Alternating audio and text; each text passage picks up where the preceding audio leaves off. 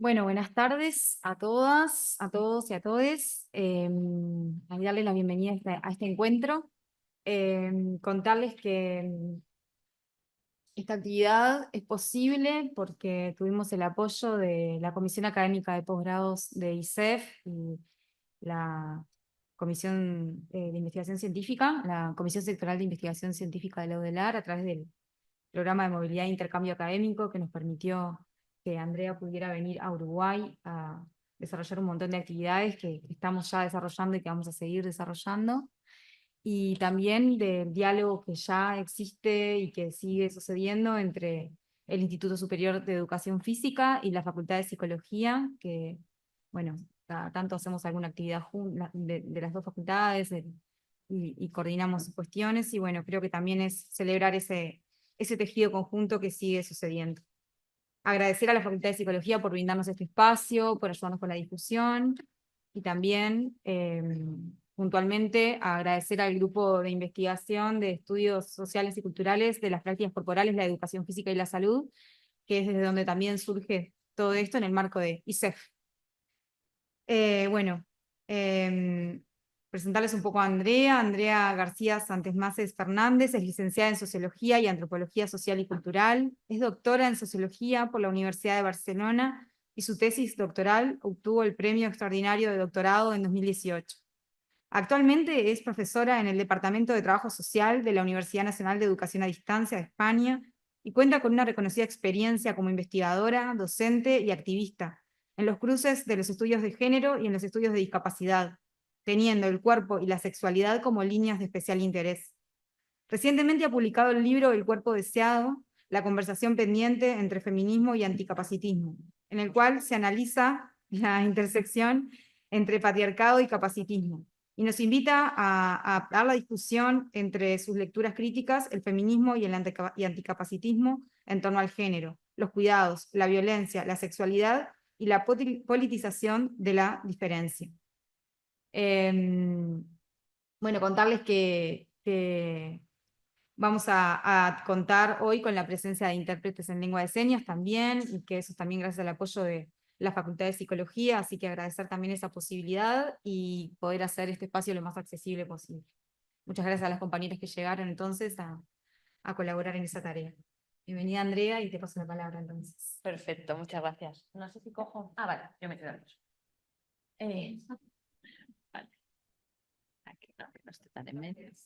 Súper. Vale, bueno, muchísimas gracias, Valentina, por la presentación y por la invitación. Puedo estar aquí gracias a todas las grupos y financiaciones que ha nombrado Valentina, pero sobre todo gracias a su esfuerzo y a su interés.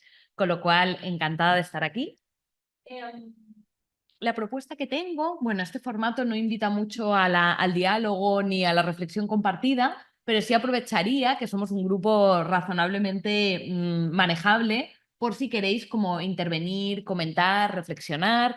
La conferencia será alrededor de 1 hora, un poquito más, luego tendremos turno de preguntas, pero a veces en el turno de preguntas final pues ya no nos acordamos ni lo que nos había interesado del comienzo, con lo cual podemos como ir interrumpiendo e ir reflexionando. También sobre todo porque como esto dialoga dentro del curso de maestría que estoy impartiendo esta semana, y ayer tuvimos una sesión intensa de 4 horas sobre los estudios de la discapacidad, los estudios críticos y el capacitismo, hay muchas cosas que daré por sentadas o conceptos con los que ya iré avanzando. Entonces, si alguien que no estuvo ayer tiene alguna duda o algún concepto, es como en realidad no entiendo a lo que te refieres y lo has dicho ya 3 veces, pues para un segundo y volvemos. Pero para las personas que se han inscrito en el curso, pues como que esa parte ya, para no repetir lo mismo de ayer, vamos avanzando. Dicho esto, el deseo y el cuerpo en la discapacidad, una mirada desde el feminismo. ¿Qué me gustaría que pensáramos hoy? Bueno, como nos quedemos aquí, va a estar la cosa complicada. Vale, 2 temas. Por un lado, el anticapacitismo y el feminismo como un cruce necesario. Esta ha sido como una de mis obsesiones teóricas y activista en los últimos, normalmente digo 10 años, ya me voy acercando a los 15, pensando estos temas. Voy a seguir diciendo 10, que suena mejor, una década, dándole vueltas. Y en segundo lugar, que lo aterricemos en otro tema que me ha obsesionado, y de ahí el título de mi libro, El cuerpo deseado, que es cómo juegan el deseo, cómo juegan los deseos en torno a ciertos cuerpos y al mismo tiempo como ciertos cuerpos experimentan ciertos deseos. Antes hemos hecho un ejercicio con las estudiantes de la maestría que tenían que experimentar el espacio y hablábamos un poco, ¿no?, de cómo ocupamos el espacio muchas veces siguiendo unas normas claras de siéntate ahí o no hables ahora, y otras veces sin que existan esas normas, pero teniendo una educación corporal tan férrea que ya las acatamos sin pensarlo. Y muchas veces, ¿por qué decimos, no? Comentaba Valentina, bueno, es que tampoco me apetece, ni ahora tampoco me apetece levantarme y ponerme a gritar o a dar volteretas, ¿no? Aunque yo dijera ahora, sentaos donde queráis. Seguramente la mayoría seguiríais ahí sentados, ¿no? Porque a lo mejor es como raro, bueno, es que no me apetece.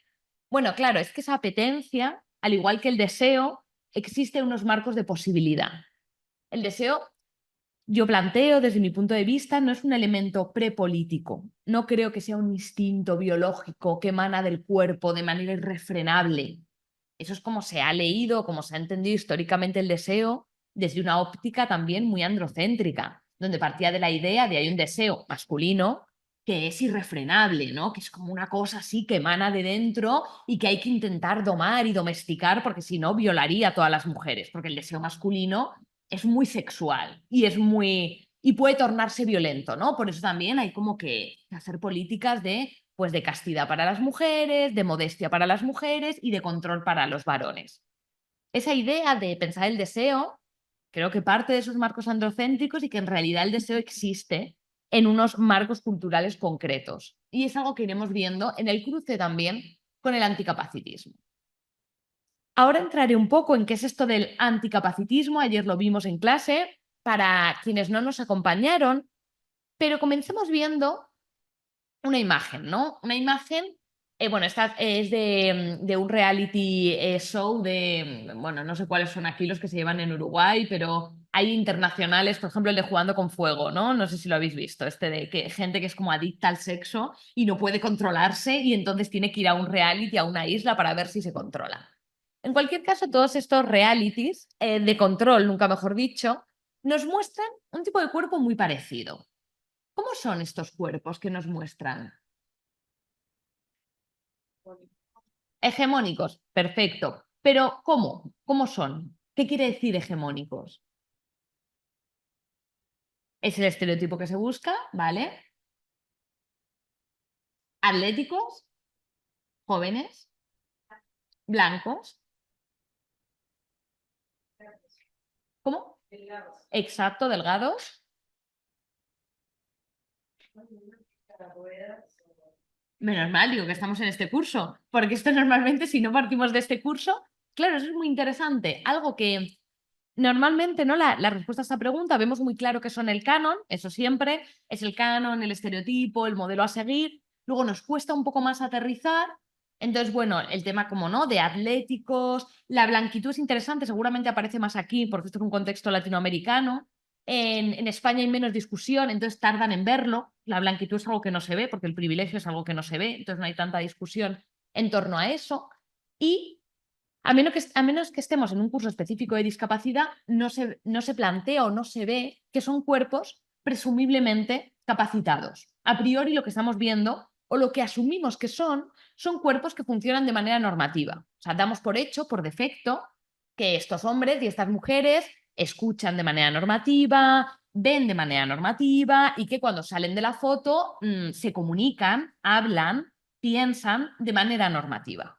Porque cuando pensamos en un hombre o una mujer, cuando hablamos de un hombre o una mujer, por defecto, inmediatamente pensamos en una persona que camina de manera bípeda, que se comunica con lenguaje oral, que camina a determinado ritmo o que en un test de inteligencia daría determinado coeficiente. Otro tema interesante también es la presunción de heterosexualidad.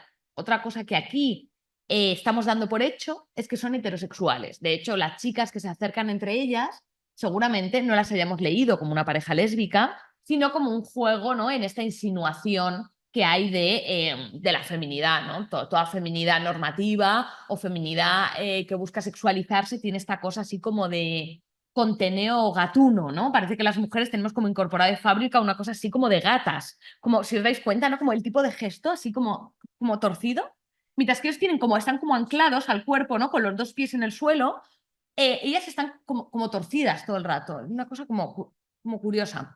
que también influye, ¿no? El pelo, porque como que el pelo te va pesando y entras en esta especie de cosa sinuosa, que tiene que ver, ¿no? También con qué se asocia con la feminidad y la masculinidad. O sea, la masculinidad es la razón, es lo recto y es lo entero. La feminidad es la emoción, es lo sinuoso, es lo curvo, lo que no tiene comienzo y lo que no tiene final. Esto incluso en términos psicoanalíticos, ¿no? La feminidad es la falta, es continuamente la ansia de completud. Ya no voy a entrar ahí, que no soy una experta y sería un terreno que me apasiona, pero en el que no me voy a aventurar. Pero esa idea de, o sea, escuché a una psicoanalista y me quedó sonando, de la feminidad es la falta, ¿no? Siempre esa búsqueda de algo que no acontece. Entonces, lo que me parece interesante es que cuando estamos pensando la norma corporal y la norma de género, que van estrechamente ligadas, tenemos muy claro que hay algunas variables que marcan las posiciones hegemónicas de género, que marcan quién está dentro, quién es la norma, que son variables que tienen que ver con el capital erótico, con el atractivo físico, con la juventud o con la blanquitud, con la heterosexualidad, y solemos dejar ausentes, ¿no?, esas variables que tienen que ver con el capacitismo. El capacitismo, recordatorio para las que ya vinieron ayer, es aquel sistema que estructura, que basa y reifica una diferencia, que sería aquella entre capacidad y discapacidad, sano, enfermo, válido, inválido, y la naturaliza como algo esencial y como algo indiscutible, un poco como ocurre con la diferencia sexual. Cuando hablamos entonces de anticapacitismo, serían las luchas, las críticas, las disidencias o las puestas en cuestión del sistema capacitista. Y utilizando analogías se entiende muy fácil, ¿no? Racismo, antirracismo o machismo, feminismo. ¿Qué ocurre entonces cuando vemos otro tipo de cuerpos ocupar el espacio? Ellos son los protagonistas de una película que fue un éxito total, quizá la hayáis visto en España, Campeones, y que es de, por fin al menos, es una película rodada con actores reales. Es decir, no hacen lo que se llama creep face. Creep face es cuando actores capacitados imitan personajes discapacitados, que esto ya con el blackface, lo de pintarse de negro no se lleva y lo de disfrazarse de mujer tampoco, pero con esto lo seguimos viendo, ¿no? Bueno, pues al menos esta película no hace creep face, tampoco es mi película favorita, os tengo que decir, pero bueno, tuvo mucho éxito y lo que me interesa en cualquier caso es que cuando hablo de que están fuera de la norma hegemónica y corporal, no me refiero solo a cosas evidentes como, bueno, claro, que si te falta una pierna, ¿no? Que a veces la diferencia física es como más clara. Aquí estamos hablando de diferencias intelectuales y hay algo también en el cuerpo, porque ayer también lo comentábamos, ¿no? Esta idea de la diferencia radical entre naturaleza y cultura, entre deficiencia y discapacidad, seguramente no, los planteamientos contemporáneos nos dicen que no es tan férrea, que ambas cosas se retroalimentan, que no hay algo tan ontológicamente diferente entre cuerpo y mente. Aquí hablamos de discapacidades intelectuales, pero hay una forma de poner el cuerpo que es diferente, hay una forma de mirar, hay una forma de ocupar el espacio que es diferente.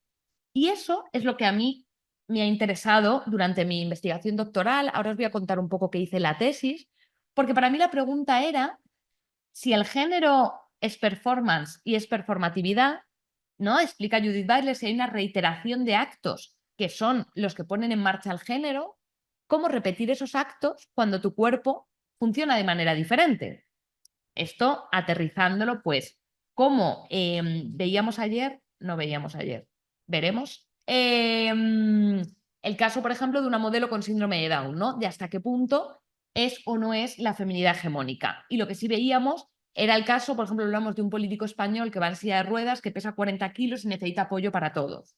Pues si solo utilizas otras variables, dices, es un hombre heterosexual, blanco, cis, poderoso, famoso, con estudios superiores, pues si no tienes en cuenta la discapacidad, te quedas muchas cosas fuera de qué oposición ocupa. ¿Cómo interseccionan entonces el capacitismo y el patriarcado? Que esto ha sido como lo que a mí me ha dado vueltas. Y la interseccionalidad, por supuesto, son muchas variables más. Yo me he centrado en analizar esta intersección entre el sistema sexogénero y el capacitismo y como nos plantea Audre Lorde, porque no hay cosas que afecten solo por un asunto, ¿no? Y esto ya lo dijeron las feministas negras cuando explicaron, cuando ganaron el primer juicio asociadas con Jill Collins, porque no contrataban a mujeres negras y entonces en una de las empresas y dice, bueno, pues es que sí que contratamos mujeres y sí que contratamos población negra, con lo cual no estamos discriminando ni a los negros ni a las mujeres. Dice, ya, pero es que no contratan a una sola mujer negra. y no la contratan porque es una mujer negra. Entonces, esa posición es diferente. Muy bien que contrates población negra, pero solo contratas varones, o que contrates mujeres, pero solo contratas mujeres blancas. O lo pensamos de manera interseccional, o la discriminación que ya estaban sufriendo quedaba velada por los dos grupos de referencia. Mi investigación entonces doctoral, por un lado, ha transitado por los estudios de género, por la diferencia sexo-género, que como sabemos está puesta en cuestión o está siendo problematizada desde teorías más queer, cuando se empieza a pensar, lo estuvimos comentando ayer, cómo también la diferencia sexual está marcada por la diferencia cultural del género. Es decir, cómo pensamos el género configura cómo pensamos la diferencia sexual. Y veíamos un poco el ejemplo de cuando tú nace un bebé y le asignas un género en función de una diferencia sexual, al mismo tiempo asignarle ese género está marcado por la cultura. No existe ese género fuera de la cultura, con lo cual no es que haya una cosa que sea el cuerpo y otra cosa que sea la cultura, no hay una cosa que sea el sexo y otra cosa que sea el género, es que ambas cosas se retroalimentan. Y me ha interesado siempre en vinculación con los activismos.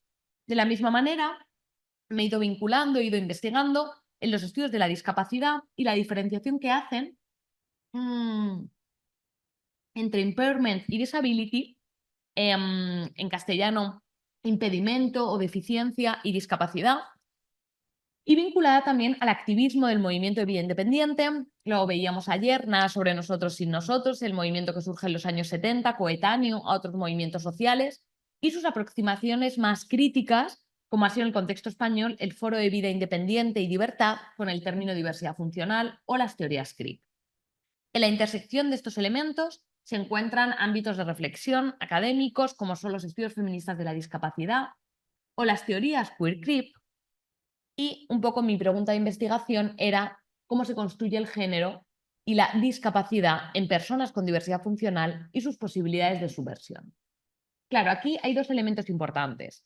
Una, como veis, pongo cómo se construye el género, porque a mí lo que me interesa del género como sistema de poder es cómo se construyen, cómo se encarnan, cómo se proyectan, cómo se esperan, tanto la masculinidad como la feminidad. Considero que los estudios de género no son estudios sobre las mujeres, son estudios sobre el género como sistema de poder, donde también hay que analizar y poner bajo la lupa la masculinidad. De la misma forma, considero que los estudios de discapacidad no tienen que ocuparse de un colectivo concreto con un diagnóstico, sino de entender cómo opera el capacitismo. Porque si no, tendemos continuamente a sobreanalizar a los colectivos discriminados y no ponemos la lupa en el poder, ¿no? Esto acontece mucho cuando se habla de desigualdad social y continuamente se estudia a los pobres. Y es como, bueno, estudiemos a los ricos. También hay que entender lo que están haciendo, ¿no? Por favor, ya basta de hacer etnografías en la barriada gitana. Vete al barrio rico a ver qué hacen en el club de polo. Que yo soy antropóloga de formación, entonces hacemos observación participante, ¿no? Y es como a las estudiantes, vete a analizar, como porque también tienen clase social. Es que la clase social no la tienen solo los pobres, como la feminidad todo el rato estudiando prostitución, pues que la feminidad no la tienen solo las prostitutas. O sea, vete a analizar performance de género en otro tipo de mujeres que también están poniendo en marcha el género. Entonces, mi obsesión fue intentar entender esa feminidad y esa masculinidad, cómo transitaba, cómo se transformaba. De hecho, os envió Valentina un artículo a las estudiantes de maestría, también si alguien más quiere consultarlo, que es sobre la construcción de los roles de género, bueno, no solo de los roles de género, las construcciones de género, de los roles y los imaginarios en personas que han sufrido una lesión medular traumática y a raíz del accidente, cómo empiezan a repensar qué consideran que es masculino o femenino, cómo viven su cuerpo y cómo establecen relaciones afectivas y sexuales a partir de ese accidente, que evidentemente te cambia la forma de relacionarte, porque de repente tu cuerpo pierde movilidad, pierde sensibilidad y ese tipo de corporalidad ocupa el espacio, ocupa el mundo de una forma diametralmente diferente. Y me interesaba entonces no pensarlo solo desde la opresión o desde la discriminación, de qué le hace el capacitismo o qué le hace el patriarcado a estas personas, sino también desde la agencia y las posibilidades de resistencia. Porque lo que plantea un poco la teoría queer es que el género es performativo, pero en su propia repetición conlleva indefectiblemente errores, interrupciones, ¿no? Y Butler lo analiza mucho con las personas trans y dice, ¿por qué hay tanta transfobia? ¿Por qué genera tanto odio lo trans, ni siquiera lo trans, lo queer, como aquello que escapa de la norma sexogénero? Porque molesta, porque en ese artificio de la feminidad desvela que toda feminidad es un artificio. Dice, las mujeres trans molestan porque cuando ves, como aterrizándolo para entendernos que Butler es muy compleja de leer, cómo se disfrazan y cómo se pintan de mujeres, dices, bueno, es que ser mujer es disfrazarse y pintarse. Entonces, a mí lo que me interesa de la diversidad funcional, que es el término que usamos en el contexto español, es cómo desvela todo lo que hay de performativo en los roles de género. Cuando tú a un cuerpo le quitas esos artificios, te quedan, ¿no?, una serie de cosas que no acaban de funcionar. Que no acaban de funcionar, pero que también son resistidas. Lo que yo planteaba es que hay una desgenerización ambivalente, es decir, no se les acaba de entender ni como hombres ni como mujeres, pero no están totalmente fuera del sistema de género, sino que van negociando y resistiendo. Y lo iremos aterrizando, que igual esto suena así como muy teórico. Vamos a ver cosas de campo, que siempre las imágenes nos ayudan. Bueno, vamos a ver primero cuál era el contexto de la investigación. Vale. Estuvimos viendo ayer los modelos de la discapacidad, las formas de pensarlo históricamente, y una cosa que me parece importante dejar clara es que los modelos no se superponen totalmente. No es que abandonamos el modelo médico y estamos totalmente en el modelo social. Coexisten. Entonces, la forma de pensar la discapacidad como un déficit individual propia del modelo médico convive, y a día de hoy es hegemónica en el ámbito médico, con una forma más social de pensar la discapacidad como la consecuencia de la discriminación, como una cuestión de opresión social. Eso en el ámbito legislativo. Y con otras formas más CRIP o de la diversidad funcional que pueden estar en el ámbito artístico o activista. Todo esto coexiste, de hecho coexiste incluso con lo que se llama el modelo de prescindencia, de son vidas que no merecen la pena ser vividas. Y lo pensamos ayer en la discusión de la eutanasia, ¿no? Ayer veíamos, ostras, vale, cuando hablamos de la eutanasia, fenomenal que la eutanasia sea un derecho, pero es que hay determinados discursos para legitimarlo que son absolutamente capacitistas y que de hecho plantean no ya que alguien tenga el derecho a que su vida finalice por una condición que está viviendo, sino que plantea que todas esas vidas no merecen la pena ser vividas. Entonces, estuvimos problematizando ese tema que ponía de manifiesto que no es que desaparezcan totalmente los modelos. En el contexto español, cuando yo hice la investigación, en la segunda década del siglo XXI, coexistían estos modelos, pero lo que empezó a ver, que es lo que yo analizaba a nivel antropológico, yo hice una investigación etnográfica de casi 4 años con el movimiento de vida independiente, era que irrumpió la sexualidad como un cambio de repertorio. Como un cambio de repertorio, es decir, el activismo empieza a poner la sexualidad en el centro en 3 esferas. Como fuente de producción epistémica, es decir, como fuente de conocimiento, como algo que la experiencia de la sexualidad o la no experiencia en algunos casos significa algo para el sujeto, es una fuente de enunciación, de práctica política, es algo que politizar, sobre lo que discutir, sobre lo que reflexionar, sobre lo que generar creación artística, y es un elemento identitario. De hecho, bueno, vale, cuando se plantea el Yes We Fuck, el proyecto con el que yo hice la investigación doctoral, ese nosotros hablaba, ¿no?, de esa construcción identitaria en torno a la sexualidad, como algo central, no como algo anecdótico o secundario. De la misma manera, yo estuve durante un año investigando con proyectos de danza, de teatro inclusivo, y el tema de la erótica empezó a ser central en muchos de los espectáculos, pero también el tema de reivindicar el cuerpo diverso. Vemos aquí, por ejemplo, cómo se exponen las prótesis o las órtesis, y en esa performance de Tommy Ojeda, ella aparece vestida de Marilyn Monroe, y cuando el viento levanta las faldas, lo que se ve son las piernas con las prótesis de la polio. O la discusión sobre la asistencia sexual, que en España ha dado mucho que hablar y además vuelve cada 5 años. Cada 5 años, de repente, la asistencia sexual llega a España. Y yo digo, ¿otra vez? Y entonces de repente me hace una entrevista, en plan, ¿qué opinas de que la asistencia sexual llegue a España? Digo, estoy como todo el día en el día de marmota. Cada 5 años con este tema. Vale, vamos a ver. Venga, si esto funciona. Vale. Super, va a funcionar. En clase lo veremos entero, pero para las que no vienen al curso vamos a ver el tráiler del documental.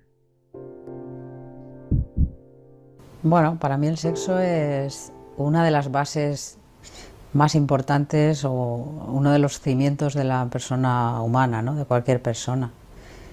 Es una fuente de gozo, de interacción con los demás, de crecimiento personal. Para mí es todo eso y nada más y nada menos, ¿no?, que eso. El sexo es un asunto serio. El sexo es reír, flotar, disolverse. El sexo es algo natural, algo que nos forma, que nos conforma y abarca bueno, todos los aspectos de nuestra vida. El sexo en general, somos criaturas sexuadas.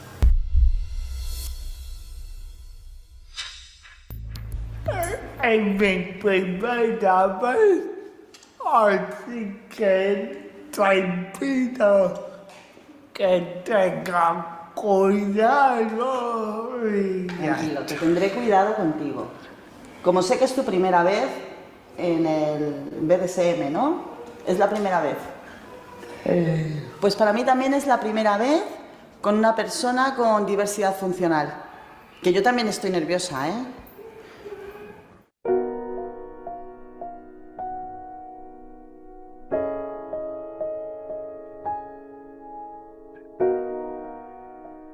La sociedad puede ver con normalidad que otro de nuestros hijos pueda formar una pareja, aunque no esté preparado porque nadie le exige ninguna cartilla, ni ningún aprobado, ni ningún test para ver si puede irse con una persona a vivir, y las personas con discapacidad siempre las tenemos en tela de juicio. Cualquier acto que hacen, cualquier razón o cualquier cosa que no hagan como a nosotros nos parece, pues siempre les achacamos a que es una persona con discapacidad. ¿Qué es, empezamos? Venga, Dale. empecemos.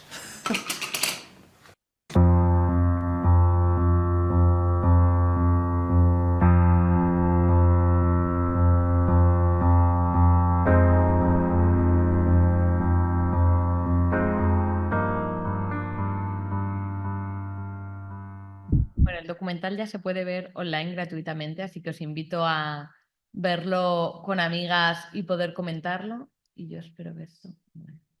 Innovation Absolute Repair Molecular. Concentrated with... Lo que no voy a poder. Vale, entonces. Listo. Bastante bien. Vale. Una de las cosas yo creo interesantes del documental, por eso lo pongo así como ejemplo de esta idea de la producción epistémica, la práctica política y la construcción identitaria, es en primer lugar que está rodado, que está dirigido por dos personas, por Raúl de la Morena y Antonio Centeno. Y Antonio Centeno es un activista con diversidad funcional muy conocido en el contexto español, sobre todo a partir de este proyecto. Entonces él, para generar este proyecto, contacta a amigos suyos, amigas, activistas, y la gente va decidiendo cómo quiere que se grabe su historia. Entonces, esto es un cambio radical. Hablábamos ayer del nada sobre nosotros sin nosotros. Es un cambio radical en quién no enmarca la lógica de la enunciación y la lógica de la representación. Es un ejercicio de autorrepresentación. Y también porque aborda el tema de la asistencia sexual. Si queréis, luego en preguntas podemos entrar en detalle, pero por simplificar una discusión muy compleja, la asistencia sexual sería aquel apoyo para la sexualidad de las personas con diversidad funcional. Y claro, apoyo, como podéis ver, es algo absolutamente ambiguo, pero es que así de ambigua es la asistencia sexual, porque bajo ese paraguas está, por ejemplo, la definición de la Plataforma Europea de Asistencia Sexual, y la definición es prácticamente apoyo. Entonces, claro, ahí según los contextos también de legalidad o ilegalidad y los contextos culturales, hay desde ni más ni menos que prostitución especializada a apoyos específicos que están más en el ámbito terapéutico y otros que se intentan reivindicar desde el ámbito más político. De hecho, a ver, es aquí. Yo me masturbo. Nadie conoce mi cuerpo mejor que yo. Yo me masturbo. Con esta y con esta. Yo me masturbo.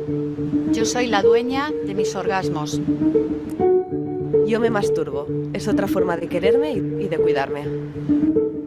Yo me masturbo. ¿Tú no? Yo no me masturbo. Sin apoyos, mi cuerpo no es mío. Vale, y como veis, hay otros proyectos que no están hablando de una relación sexual con el asistente, sino que están hablando de apoyo literal para la autoerótica y para el conocimiento del propio cuerpo. Hay toda una disputa dentro del activismo y hay una confusión dentro de la reflexión académica porque hay muchos proyectos conviviendo. Y, por ejemplo, tengo un texto, si a alguien le interesa, que lo que hago es comparar los dos proyectos que hay en España, que además están como muy ejemplificados en estos dos documentales. Y el WIFAC se genera, creo que lo presentamos en el año 2014, si no me equivoco. Y al año siguiente la televisión pública rueda este documental en la televisión catalana que se llama Yo también quiero sexo. Y solo con el título creo que ya marca una diferencia sustantiva, ¿no? En primer lugar hay un sujeto colectivo, el nosotros, en segundo un sujeto individual, En el primero hay una afirmación de sí, nosotros follamos, y en el segundo hay una petición, ¿no? Yo también quiero. Y una petición además que apela a una supuesta normalidad. O sea, habría alguien, que ese sea alguien al que se quiere imitar, que sí estaría teniendo sexo, entendemos, que se lo estaría pasando muy bien, ¿no? Entonces hay como continuamente este intento de emular la normalidad. Y esta diferencia dice mucho del tránsito que tiene la discusión de la asistencia sexual. Pero más allá de la asistencia sexual, creo que una de las cosas más interesantes que se generó en torno a Yes We Fuck fueron lo que se llamó las alianzas Queer Creep o Tú y yo transfeministas, que fue una serie de proyectos, sobre todo durante 2 años, a raíz de la grabación de Yes We Fuck, que tiene distintas historias y varias historias son rodadas en alianza, en colaboración con colectivos feministas y transfeministas del contexto español. A raíz de esta grabación se generan pues, una serie de vínculos políticos, pero también de vínculos personales, de vínculos artísticos. Unos meses después, en la Muestra Marrana, que es el festival, ya no se realiza, pero que durante años se realizó en Barcelona, de post-pornografía, se hace un llamado a que se haga el primer vídeo Queer Creep o el primer vídeo tullido transfeminista.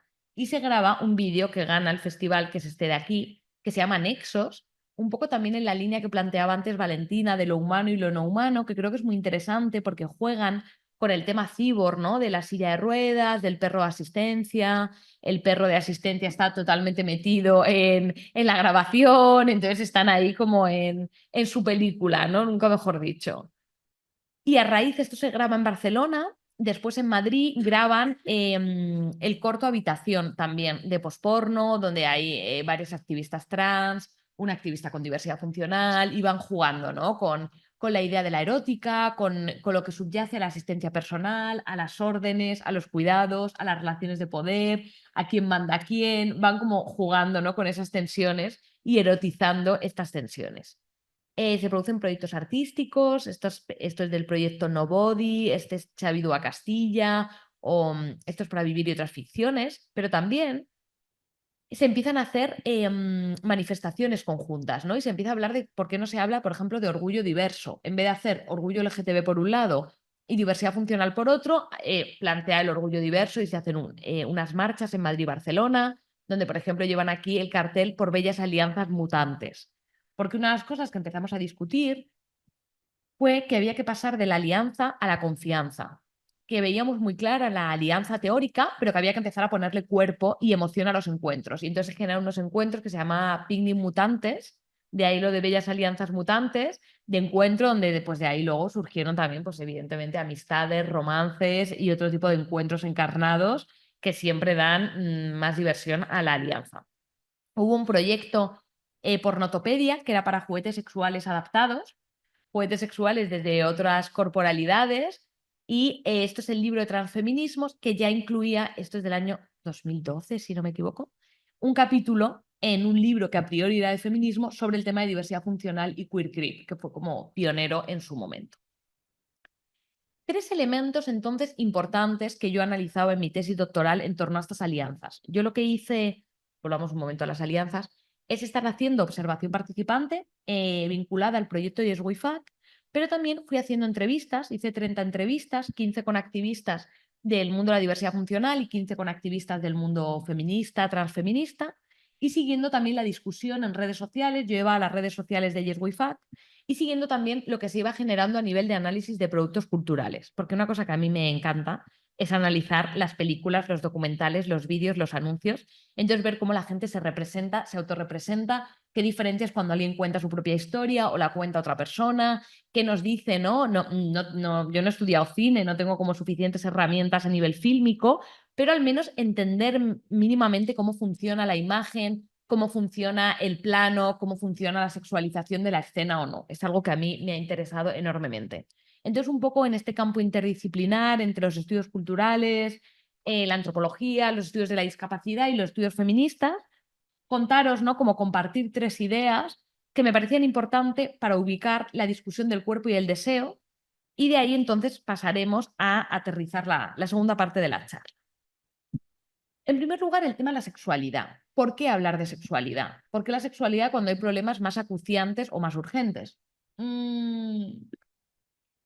Bueno, pues a mí ahí me interesa, ¿no? Algo que comentaba Antonio Centeno, que decía, claro, yo me pasé años hablando de educación inclusiva y hablando de poner rampas y no me escuchaba nadie. Empecé a hablar de follar y me escuchaba todo el mundo. Entonces hay un punto, ¿no? Como de decir, bueno, vale, pues vamos, porque al final es jugar también con esa mirada morbosa que rodea la discapacidad y que se puede obviar, pero que sigue existiendo. Ayer veíamos un vídeo de un activista que utiliza el término porno inspirador, inspirational porn, y dice, y utilizo porno intencionalmente, ¿os acordáis que decía Stella Young? Porque hay una mirada objetualizadora y denigrante sobre la discapacidad. Y ella no hablaba de imágenes sexuales, hablaba de las imágenes, de estas imágenes de la superación, de cuál es tu excusa, si él puede, tú también, ¿no? Y estas imágenes como lacrimógenas de la persona con discapacidad que supera todos los obstáculos y que emociona y que conmociona a la persona normativa que ve esas imágenes. Entonces ella utiliza inspirational porn para estos términos. Con lo cual, hay algo, ¿no? De esa mirada de esa mirada morbosa, de eso de lo que no quieres mirar y sí quieres mirar, de lo que provoca. Estas son imágenes de la primera historia de Yes We Fuck, que tenía un potencial político. Que tenía un potencial político de cara a llamar la atención, de cara a poner sobre la mesa, oye, nos estáis por un lado negando derechos sexuales y reproductivos y desexualizando, pero en el fondo hay un interés y un morbo en nuestros cuerpos, entonces vamos a jugar con ello. Y por otra parte, porque el tema de la sexualidad es enormemente interesante porque pone en cuestión muchas otras cosas. Es decir, tú puedes empezar a hablar de un montón de cosas que tienen que ver con la supervivencia, de directamente la alimentación, la higiene, los cuidados del día a día, y entonces ya el día de mañana hablaremos de sexualidad. O empezar a hablar de sexualidad y ver que cómo estaba resolviendo la supervivencia, en gran sentido, en gran parte, era una mala idea. ¿Por qué digo que era una mala idea? Porque de repente, bueno, por ejemplo, ¿no? Cosas que acontecían alrededor de los spin mutantes. Pues de repente se generaba una relación de pareja, una relación de un rollo de una noche. Claro, entonces de repente la persona normativa se daba cuenta que no era tan fácil, que no era simplemente cuestión de, ay, voy a abrir mi imaginario y ahora este cuerpo con diversidad funcional me pone. No, no, es que a ese cuerpo le cuida su madre. Entonces no tiene cualquier hora de llegar a casa, tiene que llegar a tal hora porque si no lo hace a costa de la salud de su madre que no duerme. O vive en una residencia y tiene los mismos horarios o no tiene un espacio de intimidad.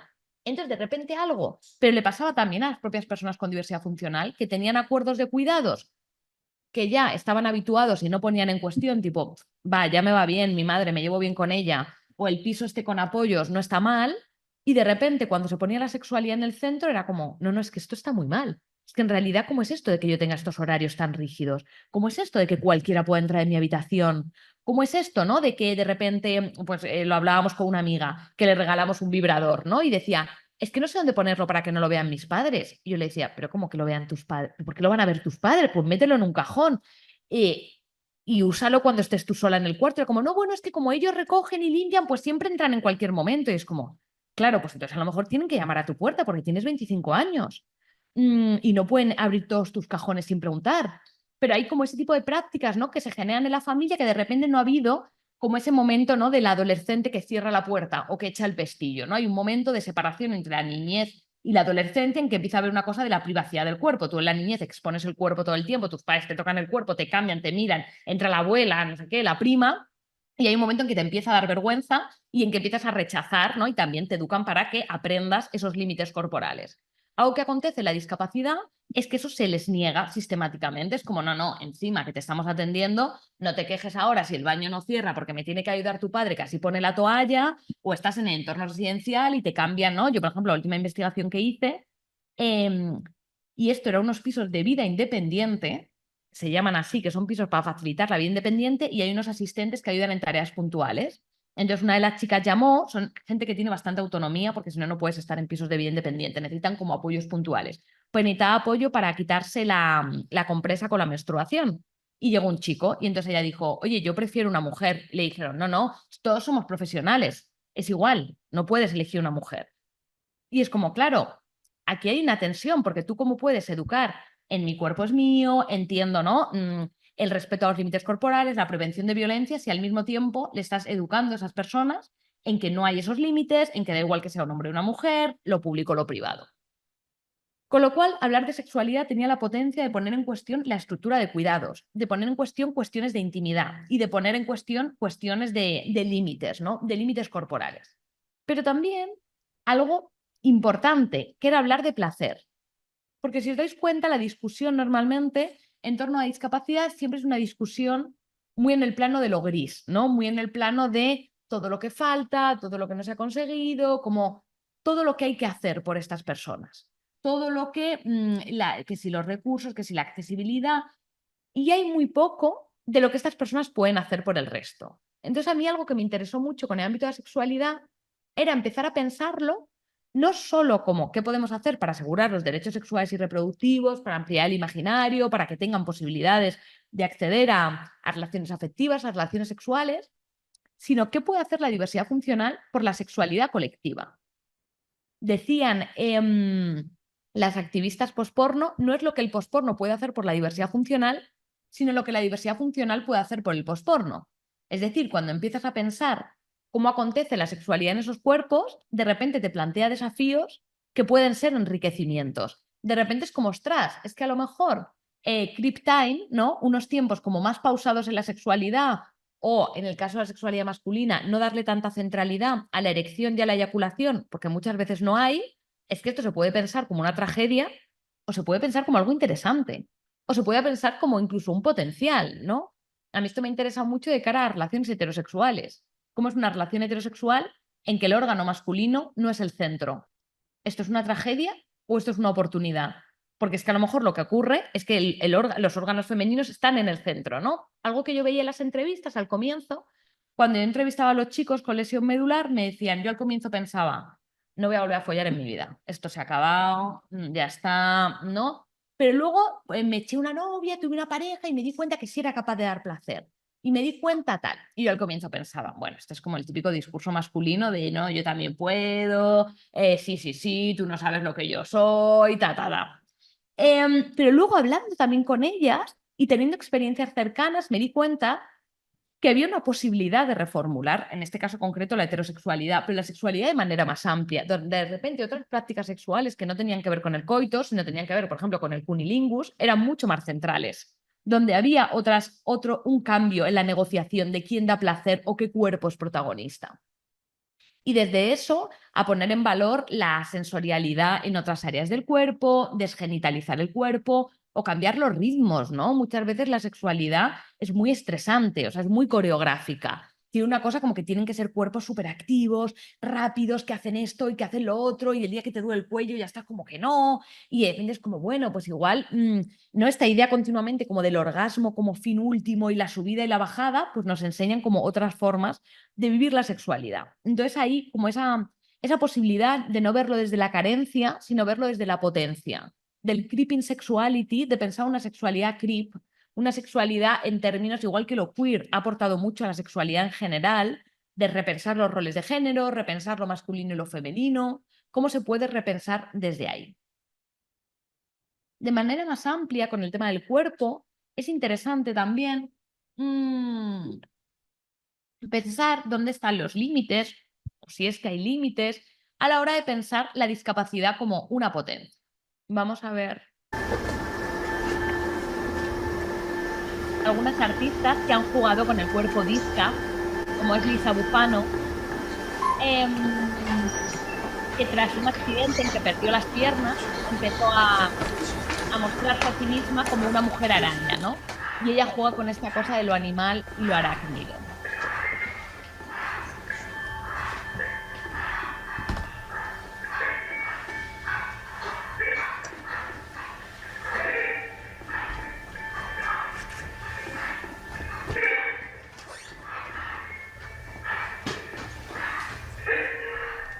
Aquí lo que nos va mostrando es ese juego, ¿no? En que las prótesis tienen un color determinado, en que se ponen de una forma determinada, en que permiten que el cuerpo tenga otros lenguajes, otras representaciones.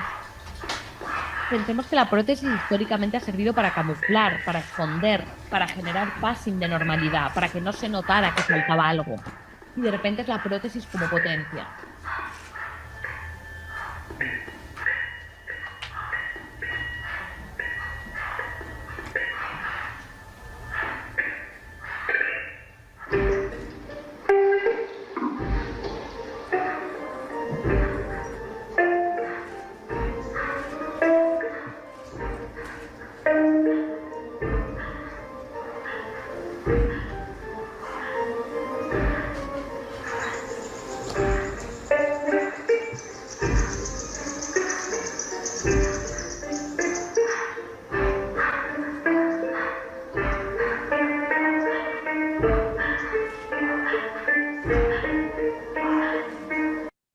algunas obras suyas en YouTube. Ella es una de las principales exponentes. ¡Ay!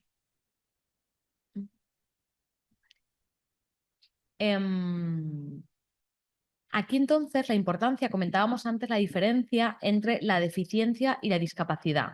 En inglés entre el impairment y la disability.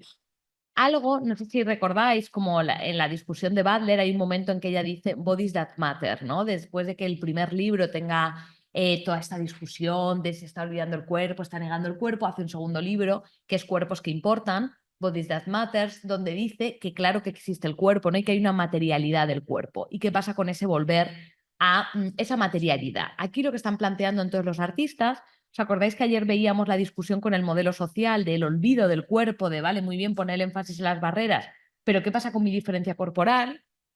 Aquí se está exponiendo esa diferencia como motivo de creación, ¿no? Por ejemplo, el actor de la derecha es Íñigo, ahora no me acuerdo el apellido, pero tiene la enfermedad de los huesos de cristal y entonces, bueno, las performances en directo son bastante heavies porque juega, ¿no? Como a golpearse con la silla de ruedas y a llevar como al extremo un cuerpo que ha sido tratado con absoluto cuidado porque en cualquier momento se quiebra.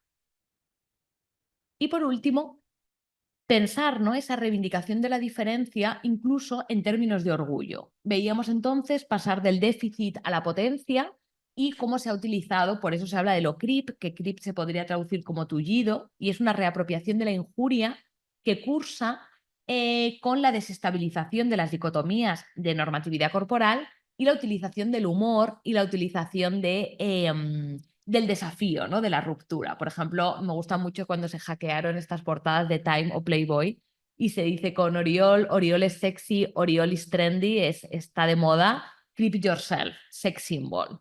O Creep Power, The New Revolution, o esta performance de mi amiga Elena Proust, que directamente puso su bolsa de orina de memeo en tus conceptos porque ponía la palabra minusválidos. Y ella tiene como todo un trabajo político en torno a incontinencia urinaria, tiene un blog maravilloso que se llama La Incontenida, donde hace como todo un trabajo de visibilización y de politización de muchísimas cosas corporales, entre ellas la incontinencia. Este tema del orgullo, entonces, nos puede llevar a extremos como el que plantea Victoria Modesta, que es una artista que a mí me interesa enormemente, que como veis comienza su hit diciendo olvida lo que sabes sobre la discapacidad, forget you know about disability. Y fijaros bien, porque tiene detalles muy sutiles el videoclip, en la trama de su videoclip. Y no sé si hay subtítulos en castellano.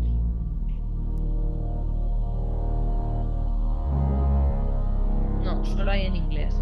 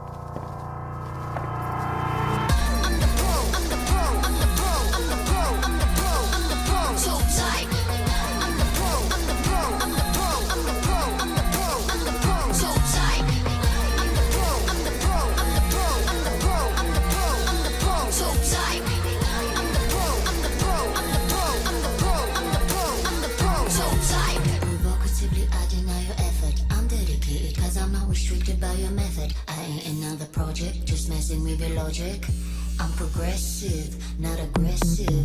Stop limiting yourself with your ambition. Your insults, they just give me ammunition. I got a full clip and a hot whip. Are you ready? Cause we're going on a guilt trip.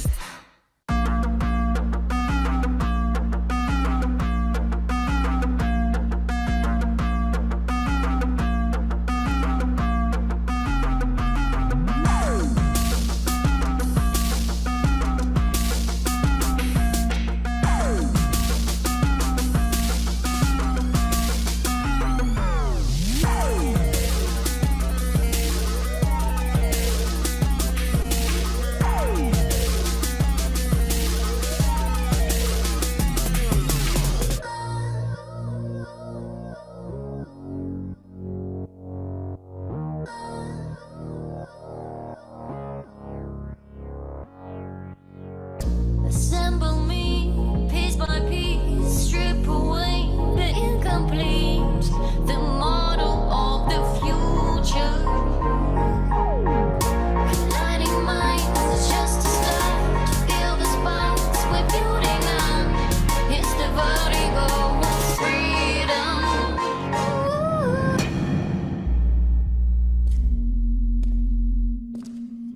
Helenomenau, colore se.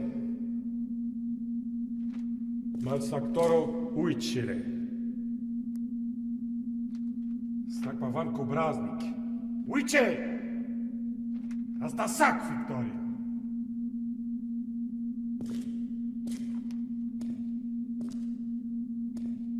Tak pentru tot, Victoria. Cum se stavi?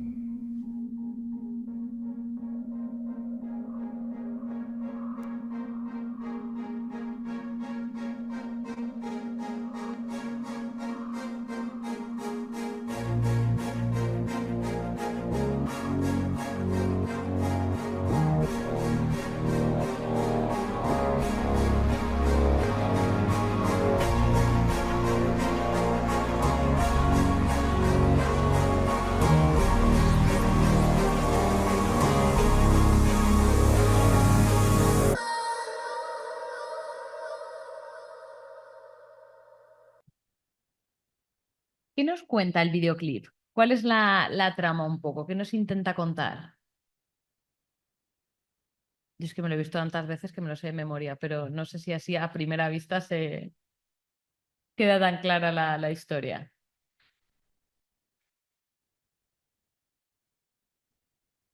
Ujú, ujú. Exacto, ella no puede ser tu ejemplo, ¿no? Ujú. Sí. La gente buscando Ujú. ¿Y qué os ha parecido el vídeo? ¿Qué os ha generado?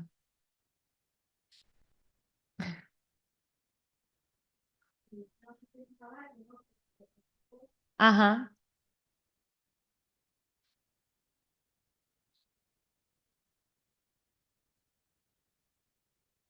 Ujú.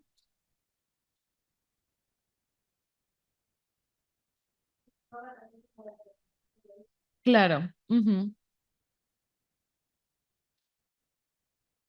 La responsabilidad sobre esa culpabilidad, o sea, decir, bueno, ¿cuáles son los cuerpos que marcan la Ujú. diferencia de lo que puede ser deseado? Y en el sentido también como cuántas fuerzas le hacemos al cuerpo para ir transformándolo para que se parezca a ese ideal que nos marcaron. Ujú. Y eso está naturalizado en los pasos. Claro.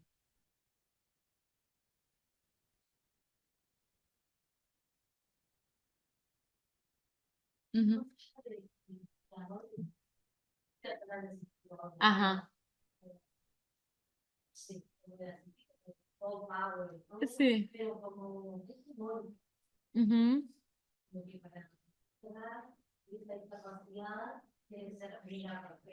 Ujú.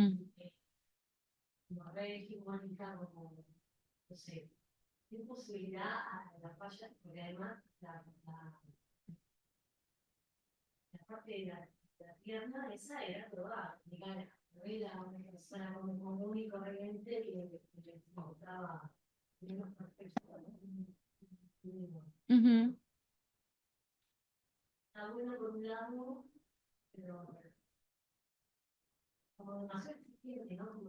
Ujú. Ujú. Claro.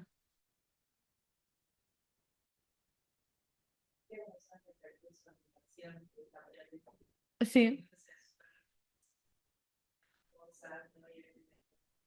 sí, claro. Ujú. Total. Y hay un momento en que se quita la prótesis. No sé si os habéis fijado bien. ¿En qué momento aparece sin prótesis? Claro, a mí ese momento me parece como de los más interesantes, porque hasta ese momento la imagen no resulta una imagen rupturista, ¿no? Tiene este punto como de muñeca biónica, como es perfecta, vale, en vez de pierna tiene una prótesis que además tiene una de Swarovski, ¿no? Como de diamantes, como luminosa, y juega un poco como a esta cosa de la mujer biónica. Pero claro, en el momento que se la quita, y que además sea el momento de la sexualidad, que además está en un trío, ¿no? Como en ese momento de la exposición del cuerpo, y se ve el muñón, me parece muy potente, ¿no? Porque si una prótesis sigue funcionando, aunque no sea una prótesis que oculta o disimula, tiene un punto de elemento normalizador, ¿no? Al menos con este montaje. A lo mejor luego en persona estas imágenes varían, pero a nivel de montaje audiovisual no es un cuerpo que te resulte antinormativo. Pero el muñón tiene un efecto más potente. Entonces, que a mí, que una cantante de este nivel, ella era una modelo que tenía, no me acuerdo a qué le ocurrió, pero decidió ella amputarse la pierna porque ya no soportaba el dolor. O sea, podía haberla mantenido, pero era como no puedo más. Entonces ella ya le pide a los médicos que se la amputen y entonces va un poco pasa más a la música, que tampoco es que sea la mejor cantante, pero bueno, entre el aspecto y tal le da un poco de rollo. Yo la he visto en directo y tampoco es más como el videoclip que luego ella que sea así una gran cantante. Pero bueno, tiene utiliza, ¿no? ese recurso. Y la historia de ella también es interesante, porque, claro, yo pensaba, sí, tiene ese punto de exigencia, ¿no? De ostras, para mostrar una discapacidad hay que ser así, pero bueno, ese punto de Taylor Swift, ¿no? De la perfección corporal, de las cantantes de alto nivel, como un nivel de normatividad corporal muy exigente. Que de repente la norma se ponga en la amputación y lo que se vea, que lo que quiere imitar el público que la sigue no es ser muy delgada o tener los pómulos perfectos, sino quitarse una pierna y eso lo que genera, ¿no? Como esta idea, además, que juegan como si fuera, casi parece unos nazis o unos rusos quienes persiguen a la minoría, se hacen un tatuaje, tienen un código secreto, la niña quiere ser como ella, la gente está dispuesta a morir por ella. O sea, creo que tiene un punto como muy rupturista. Y ahora veremos que esto no es solo una invención así hollywoodiense, sino que hay toda una gente que desea un cuerpo discapacitado, que desea tener ese tipo de cuerpo. Y por aquí vamos a la segunda parte de la presentación. En esta segunda parte, aparte de vender mi libro, pero me interesa lo que discuto en la última parte del libro. En la última parte del libro, que aquí he puesto la portada de la primera edición, que es mejor la segunda, que tiene un prólogo más entretenido de un activista español. Bueno, como veis, lo que yo trabajo es esta intersección entre el patriarcado y el capacitismo, en torno a la violencia, en torno al género, en torno a la sexualidad, en torno a los cuidados y en torno a la diferencia. Y lo que quiero es empezar por el final, bueno, y empezar por el principio. ¿Cómo empieza el libro? Os voy a leer el comienzo. El libro, aprovecho la pausa publicitaria, lo presentaremos el jueves en Halo Bar a las 8 de la tarde con Valentina y con Fiorella Buseta. ¿Es? Con lo cual habrá más del libro, habrá libros a la venta, esperemos. Este libro empieza diciendo introducción El deseo de Chloe y dice: en julio de 2013, Chloe Jennings White, una científica británica licenciada en Cambridge, decidió salir del armario y explicar públicamente lo que sus allegados ya sabían. Vivía en un cuerpo equivocado. Su corporalidad, bípeda, sana y funcional, le era ajena.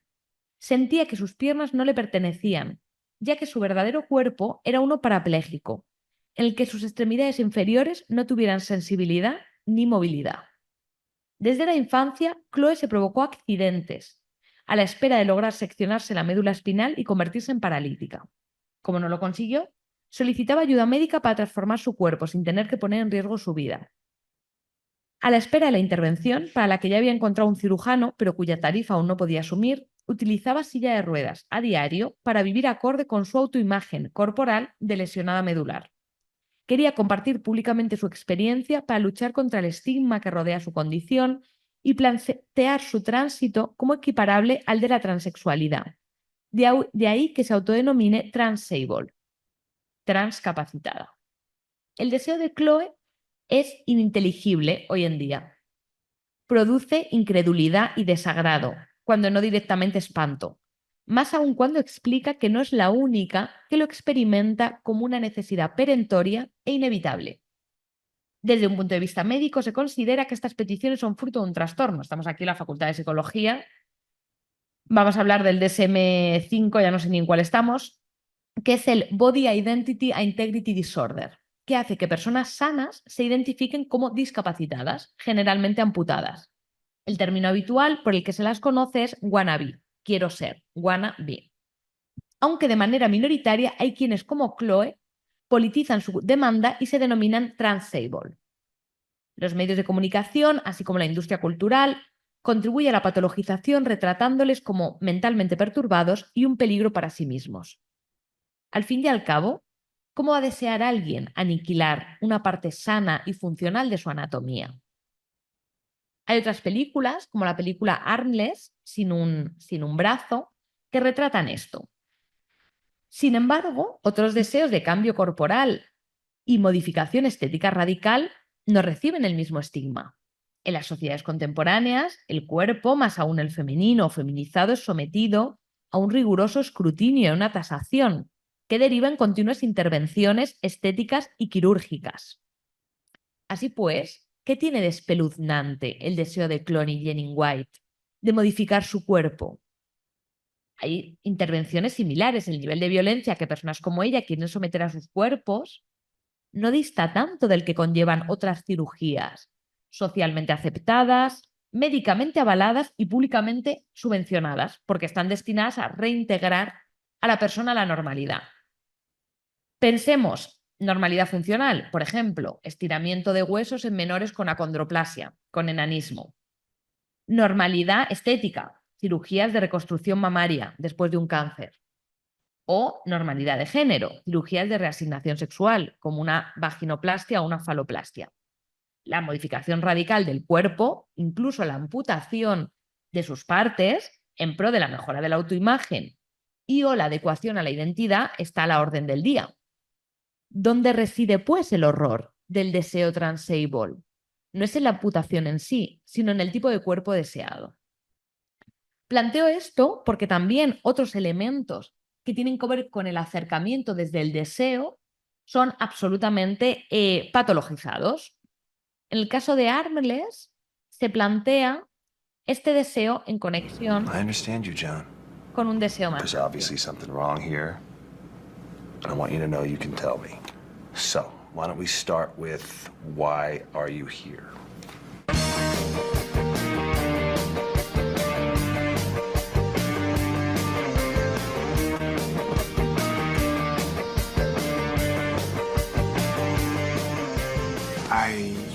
Don't be afraid. You have to tell me, John. You can't just leave with no explanation, no nothing, just a fucking message on the answering machine saying goodbye. I'm here to ask you a question. And what's that? Is there a hardware store nearby? Is this an emergency? Are you having an affair? Has there been trouble in the bedroom? You can do whatever you want to me. If you do feel anything, just start screaming. Will you do it? Do what? Is there a Dr. Richard Phillips in your practice? I think it was another Dr. Phillips. Oh, shit. This guy wants something so badly he's willing to destroy himself just to get it. I want to do something crazy. Will you do it? I think you should leave. No. What do you want me to do? Does it turn you on? I want... He's gone. And he took the saw. He's been Ahora standing. traducimos que queréis si algo no se entiende. You don't have to pretend with me. You can never change anything. What? I want... Come on, you can say it. I want you to cut off my arms. ¿Se ha entendido más o menos que entre el inglés y la cantidad de imágenes? Bueno, es la historia de John, que está buscando un cirujano para que le ampute los Siempre brazos, supe ¿no? que Y es como la crisis matrimonial absoluta que genera, ¿no? Cuando la mujer se entera, la mujer piensa estás teniendo un amante, te pasa algo y prefiere todo eso a lo que está aconteciendo, ¿no? Cuando se entera la madre también se queda absolutamente espantada. La historia puede parecer muy extrema, pero es la historia real de muchas personas. No sé si muchas, pero de suficientes para que haya un documental de la BBC, varios documentales sobre esta temática. De hecho, a lo mejor si hacéis ahora como recuerdo así, vuelta atrás de series que habéis visto, en la serie House, la del médico este cascarrabias, hay un capítulo en que llega una persona amputada, que es porque se ha tirado a las vías del tren para amputarse. También en CSI, en la de los detectives, hay un caso de un asesinato que en realidad no es un asesinato, es una persona que ha muerto intentando amputarse una parte del cuerpo. O en la serie de los cirujanos, Nip Tuck, no sé si recordáis una serie de unos cirujanos de 2 hermanos, llega alguien con esta petición. O sea que en el ámbito americano está más popularizado de lo que podemos imaginar. Más allá de este cambio radical de querer modificar el cuerpo y esto qué tensiones nos genera, qué incomodidades genera, qué suspicacias, lo que plantea esta película John y de manera más amplia es que él experimenta no solo esta cosa de odio mi cuerpo, porque hay muchos discursos transable que son muy análogos a la transexualidad en el sentido de es que esto no tiene que ver con mi cuerpo, no lo soporto, es que este brazo no es mío, nunca debió serlo, sino también el goce en experimentar con eso. Entonces, por ejemplo, durante la relación sexual con la mujer, él no quiere utilizar los brazos. Él quiere probar a cómo es no tener brazos, ¿no? Entonces la escena es como bastante cómica, porque la mujer al principio no entiende qué está haciendo, entonces él está con los brazos quietos así y ella está como rara, ¿no? Pero no, él no le ha explicado lo que ocurre. Entonces hay un momento que ella le coge los brazos como, pero tócame, ¿qué haces? ¿No? Entonces están ahí como en esa tensión.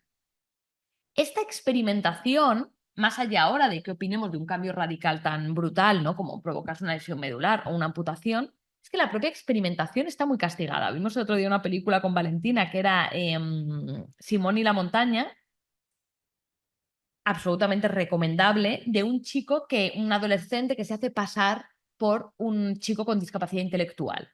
Entonces aquí puedes verlo como está fingiendo, quiere engañar, quiere las ayudas, pero lo que se ve es que él se hace unos amigos y él está jugando, o sea, como experimentando y de repente se siente mejor con esa gente, con su grupo habitual, de repente está ahí pasándolo estupendo y es como ese castigo a los tránsitos. De hecho, esta película, esto no lo pondría en España porque fue una película que boicoteó el activismo y yo la vi cuando había una llamada al boicot de ni siquiera ir a ver la cine, pero a mí me parece una película enormemente interesante.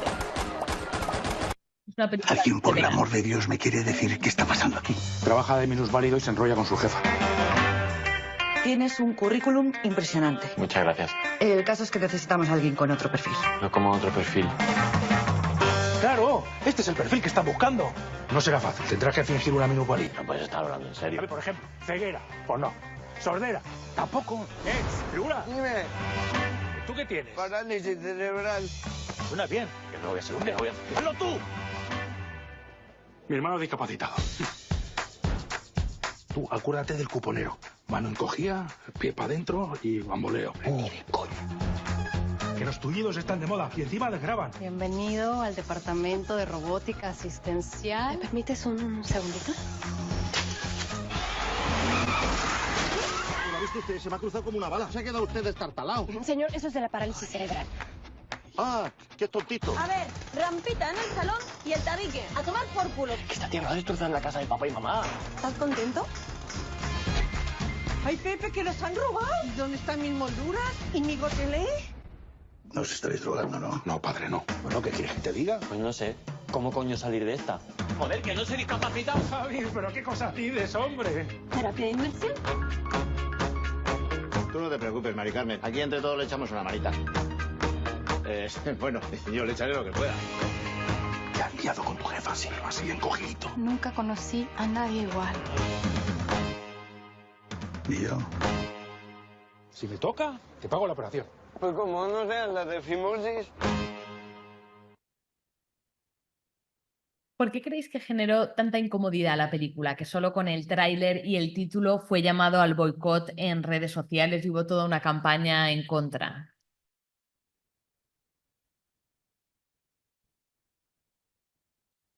Esto es lo que había visto la gente para boicotearla, no había visto más, no tenía más información, aparte que son actores muy conocidos en España. Hubo una crítica absoluta de se están burlando, ¿no? Está imitando la discapacidad, el protagonista se hace pasar, es un actor muy conocido que sabemos que evidentemente no tiene parálisis cerebral porque hace 100.000 películas al año y se hace pasar, ¿no? Y entonces es una burla. ¿Qué más puede molestar?